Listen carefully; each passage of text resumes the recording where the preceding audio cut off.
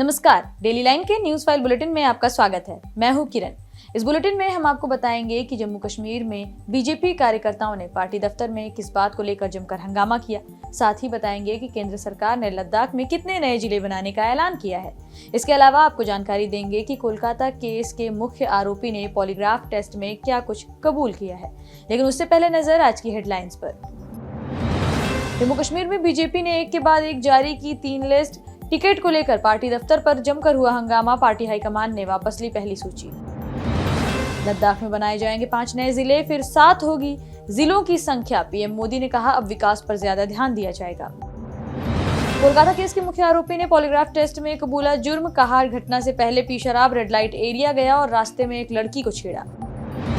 TMC सांसद अभिषेक बनर्जी की 11 साल की बेटी को रेप की धमकी। बंगाल बाल अधिकार संरक्षण आयोग ने लिया संज्ञान। जेल में बंद कन्नड़ एक्टर दर्शन थुगुदीपा की एक तस्वीर आई सामने। 3 लोगों के साथ चाय सिगरेट पीते नजर आया एक्टर। सीएम सिद्धरामैया ने तुरंत ही दूसरी जेल में शिफ्ट करने का दिया आदेश। चर्चा करेंगे खबरों की विस्तार से। रुक करेंगे पहली खबर की ओर। जम्मू कश्मीर बीजेपी में विधानसभा सीटों को लेकर आज जमकर बवाल देखने को मिला। बीजेपी ने आज विधानसभा चुनाव के लिए प्रत्याशियों की एक के बाद एक 3 लिस्ट जारी की। सुबह 10 बजे पहली लिस्ट जारी की गई, जिसमें 3 फेज के लिए 44 उम्मीदवारों के नामों की घोषणा की गई। लेकिन थोड़ी देर बाद ही इसे डिलीट कर दिया गया।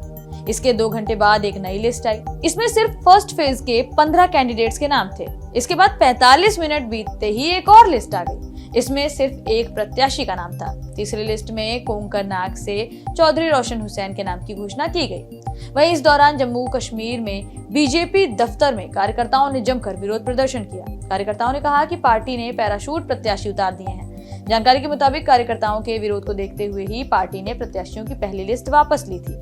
आपको बता दें कि जम्मू कश्मीर की 90 सीटों पर 3 फेज में चुनाव होने हैं। पहले चरण के लिए 21 सीटों पर 18 सितंबर को वोटिंग होगी।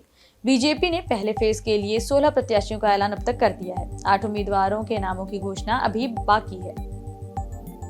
रुक करेंगे अगली खबर की ओर। 31 अक्टूबर 2019 को केंद्र सरकार ने जम्मू कश्मीर और लद्दाख को 2 अलग राज्य बनाने का ऐलान किया। वहीं गृह मंत्री अमित शाह ने आज केंद्र शासित प्रदेश लद्दाख में 5 नए जिले बनाने की घोषणा कर दी है। नए जिलों के नाम जास्कर, द्रास, शाम, नुब्रा और चांगथांग होंगी। नए जिलों की घोषणा से पहले लद्दाख में केवल 2 ही जिले थे, लेह और कारगिल। अब इनकी संख्या बढ़कर 7 हो जाएगी। अमित शाह ने एक्स पर लिखा, मोदी सरकार ने लद्दाख में नए 5 जिले बनाने का फैसला लिया है। सरकार हर गली मोहल्ले में शासन को मजबूत करने के लिए, मौके बढ़ाने के लिए प्रतिबद्ध है। 5 अगस्त 2019 को जम्मू और कश्मीर को 2 केंद्र शासित प्रदेशों में बांट दिया गया था और उसी वक्त आर्टिकल 370 भी निरस्त किया गया था। रुक करेंगे अगली खबर की ओर। कोलकाता रेप मर्डर केस के मुख्य आरोपी संजय रॉय ने अपना जुर्म कबूल कर लिया है। पॉलीग्राफी टेस्ट के दौरान संजय ने कहा कि उसने रेप के बाद ट्रेनी डॉक्टर की हत्या की थी। इसके साथ ही उसने बताया कि घटना को अंजाम देने से पहले वो रेड लाइट एरिया गया था। रास्ते में भी उसने एक लड़की को छेड़ा और गर्लफ्रेंड से न्यूड तस्वीरें मांगी। संजय रॉय ने 25 अगस्त को पॉलीग्राफी टेस्ट में ये बात कबूल की है। संजय का ये कबूलनामा मर्डर और रेप के 18 दिन बाद सामने आया है। इससे पहले पुलिस कस्टडी में भी संजय ने रेप और मर्डर की बात स्वीकार की थी। बढ़ेंगे अगली खबर की ओर। तृणमूल कांग्रेस सांसद अभिषेक बनर्जी की 11 साल की बेटी को रेप की धमकी मिलने की खबर सामने आई है। पश्चिम बंगाल बाल अधिकार संरक्षण आयोग ने खुद ही नोटिस का संज्ञान लिया। अभिषेक बनर्जी पश्चिम बंगाल की डायमंड हार्बर सीट से सांसद हैं। ममता बनर्जी के बाद पार्टी में उन्हें नंबर 2 पर माना जाता है। मीडिया रिपोर्ट्स के मुताबिक कोलकाता रेप मर्डर केस के विरोध में हुए प्रदर्शन के दौरान सोशल मीडिया पर एक वीडियो सामने आया। इस प्रोटेस्ट में आए एक शख्स ने अभिषेक की बेटी को रेप की धमकी दी। शख्स ने सार्वजनिक रूप से यह भी कहा कि इस काम को अंजाम देने वाले को 10 करोड़ का इनाम दिया जाएगा। WBCPCR ने कहा कि हिसाब बराबर करने के लिए एक और दुष्कर्म की मांग करना स्पष्ट रूप से कानून का उल्लंघन है। अगर कड़े कदम नहीं उठाए गए तो समाज में एक और खतरनाक मैसेज सामने आएगा। बढ़ेंगे अगली खबर की ओर। कन्नड़ एक्टर दर्शन थुगुदीपा एक बार फिर से चर्चा में है।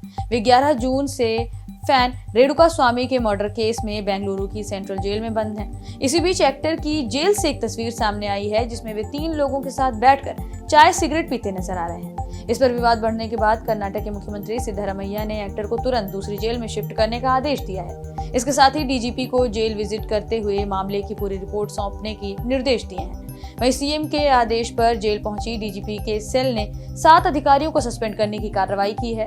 इस केस को लेकर बीजेपी के राष्ट्रीय प्रवक्ता शहजाद पूनावाला ने कांग्रेस नेता राहुल गांधी से सवाल पूछा है। उन्होंने कहा कि क्या कर्नाटक में कांग्रेस का खटाखट जस्टिस मॉडल है ये।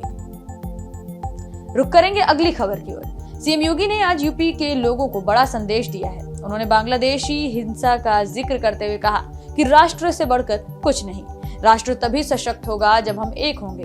बांग्लादेश में देख रहे हैं ना, वो गलतियां यहाँ नहीं होनी चाहिए। बटेंगे तो कटेंगे, एक रहेंगे नेक रहेंगे, सुरक्षित रहेंगे और समृद्धि की पराकाष्ठा तक पहुंचेंगे। यूपी के सीएम योगी आदित्यनाथ ने सोमवार को आगरा में ये बात कही। वे यहां पुरानी मंडी चौराहे पर राष्ट्रवीर दुर्गादास राठौर की प्रतिमा का अनावरण करने पहुंचे थे।